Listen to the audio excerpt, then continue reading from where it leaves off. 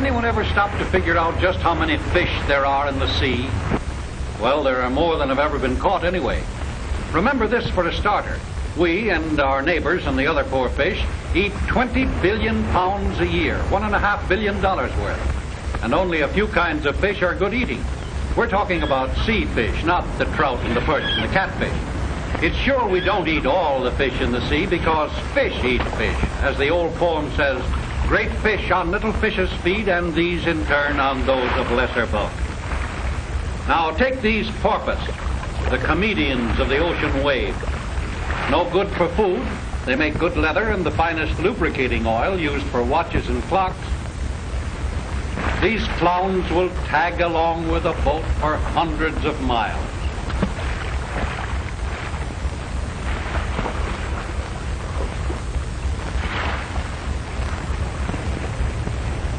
Oh, this is a grand trip. Down the Mexican coast, where the gamey fishes play. Yes, sir, this surely is a fine cruise, although we haven't come into the game fish waters yet. I don't suppose any one man could ever learn all about every kind of fish. There are over 20,000 known and classified different kinds, each one with its own double-jointed jawbreaker of a name. The cook, he doesn't care what the name is so long as the fish is palatable. It's pretty soft for Cookie with his own private market right at the back door. And the seagulls, too. They say easy pickings for breakfast. Now, hi, yells the lookout. He sighted a tuna boat. Now see how part of that 20 billion pounds gets into the cans. This commercial slaughter of the innocents is pretty brutal work. The men throw out the chum. The fish swarm about the delectable morsels. But there's nothing chummy about the way they're caught. Bare hooks on stout lines, catch as catch can, heave 'em inboard.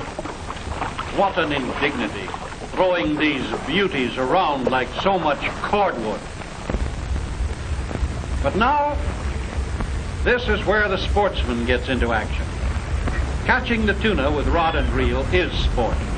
This originated at Santa Catalina. The Avalon Tuna Club regulates the length of the line and the weight of the rod to give the fish some sort of a break. From Avalon, it's spread to Florida, New Zealand, Europe.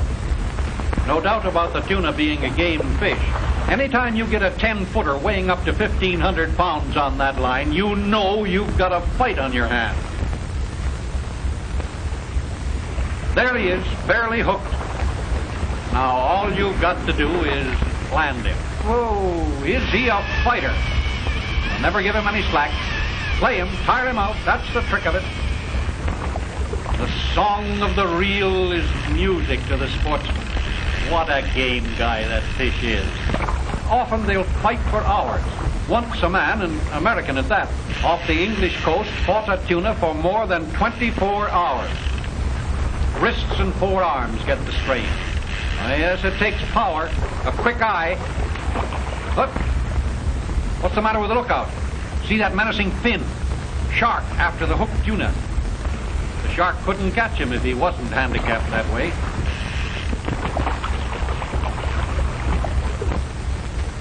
Shark, tiger of the sea. Of all sea terrors, the shark is the meanest, the most crafty, merciless, tremendous strength with an uncanny sense of smell. They'd rather steal like this than hunt their own prey. One 40-foot shark was killed and a 100-pound sea lion found in his stomach. Some swallowers. A fossil shark has been found, held over from prehistoric times, 90 feet in length. Well, now this has developed into a three-cornered battle. Man against tuna, tuna against shark. What a battle it is. The terrific power of those mighty tails flailing the water. The tuna, the largest of the mackerel family. The shark, well, let's just call him by his true name. That sounds like mule skinner language. Pleurotremisilacians. That's just what you are, you robber. Pleurotremisilacians. You've got all the best of it, for the tuna can't attend to business. To bring the tuna to gap is no chore for a landlubber. But these deep-sea fishermen are superhuman. Almost anybody can hold a pole, but it takes a body of steel and rawhide to do the dirty work like this.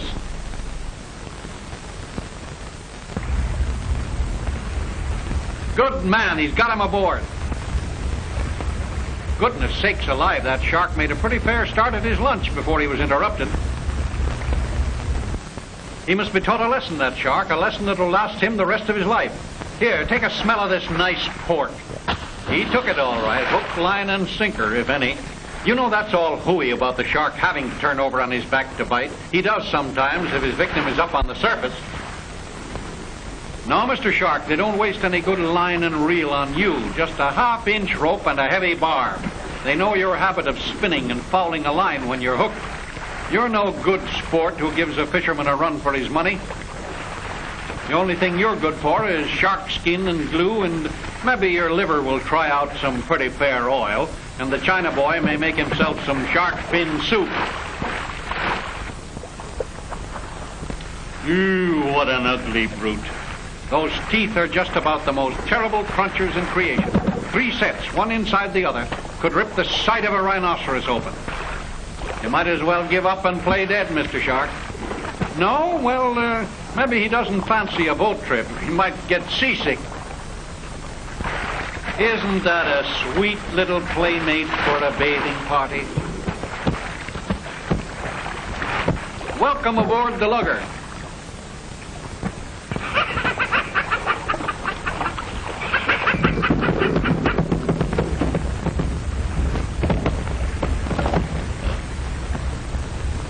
How do you like him, Cookie? No, sir. If that's a fish, I'll never eat another sardine. Well, the expedition is underway again. Daily wondering just what the next hour will bring forth is what gives spice to life. You know, this sitting on the string piece of the village dock and dangling an angleworm on the end of a line with a cork on it may be all very well in its way, but it don't weigh enough, or the fish don't. Now here is something that does weigh enough, weighs plenty. This commercial fishing boat has caught a manta, not a very big one, only about a ton, but they eat their weight in fish each day. They're too greedy, spoils fishing for the boats. Say, there's an idea. That must be good sport, catching one of those terrors of the deep. For real sport, you know, there must always be that element of danger, of fight to send the old blood tingling up the spine. All life is a battle, ever since the cavemen fought for every mouthful of their food. So, the only thing to do is to give the giant a go after him in a small boat which the manta could swamp with one flip of his great pectoral fin. The manta, or giant ray, is one of the wonders of nature. It's almost impossible to believe that such a vast creature grows from a small egg, but it does. The egg has little tendrils hanging from it, and the mother scratches the egg off against a rock on the seafloor where it grows to man's size, and then some. It's quite a problem for the harpooner to pick a spot where his barb will catch hold. It's like shooting an arrow into a feather pillow. But this boy knows, zam, right through the skull. That's the spot, all right. The giant ray has a soft skull, all cartilage. What a ride they're getting. 40 miles an hour. Those giant flippers going in a fiendish crawl stroke, faster than a torpedo boat. A torpedo boat? Huh? He's a destroyer.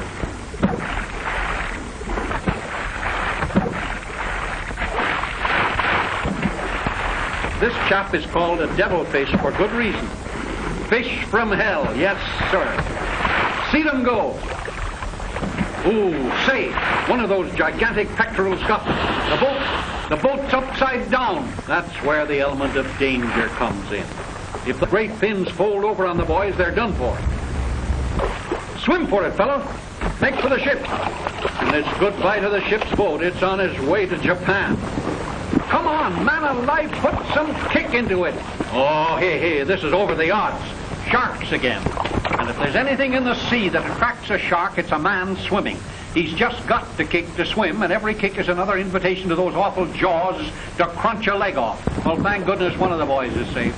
Congratulations, old boy. It's better than doing a Jonah in the manta's interior. And while they're bringing the other chap aboard, the lookout shouts that the manta's making off with their boat. It's worth salvaging, and maybe the boys would like another chance to express their opinion of that devilfish. Elasmobranch, that's what you are. But there's a storm brewing. If that boat is to be recovered, they'd better make all speed. For when one of these tropical storms break, there's no time to think about mantas or dinghies. But for the sake of the nice little self-respecting fish, they'd like to wipe out this fish breather. Those great fins just fold over like a scoop.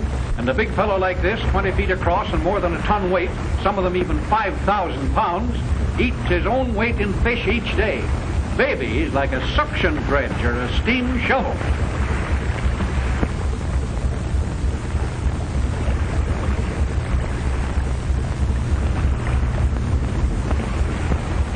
All right, haul in the slack, boys. Drag him in. But what they'll do with him aboard our trim little craft is beyond me. Heave hard, boys.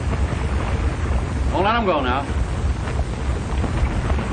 Oh, now, isn't that a tough break? Here, this boy has gone and got his foot caught in the bight of the rope. Help, help, help!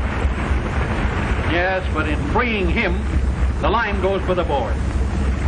Well, that settles it. We can't lose both the boat and the manta. With this storm creeping up so fast, better take an extra hitch there, boy.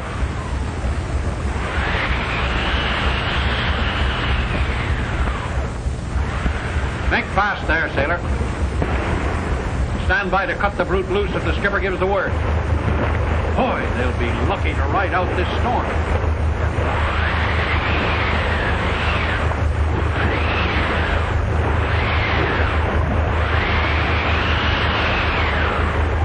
Oh, but Manta's a good sheet anchor.